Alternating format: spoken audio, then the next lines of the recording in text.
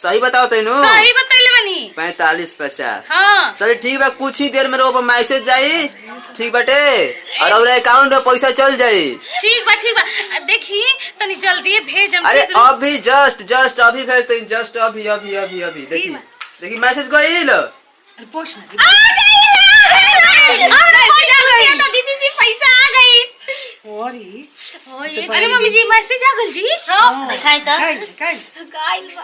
आ तू तनी पढ़ा लिखल तनी ज्यादा हतन तो दिखाई ना हमरा के। चुप रहोगे कि अच्छे अच्छा करके। का है वो? का रे बता तनी के ले बता सब कितना पैसा रहे में? 35,000। हां तो ला काट गइलू। काट ले रहे ऊ कबे से कहतनी कि मत बताई दीदी जी, मत बताई दीदी जी, लेकिन बता देली है। बड़ धधाई बन मोबाइल नी गोल बन तनी कई डर के थी समझ गोल बाड़ी। का हो गई रे? खाना वाला तो सब भूख लगल बा। अब क्या खाना खाए? अब 4 महीना में खाए तो ये ठीक रही।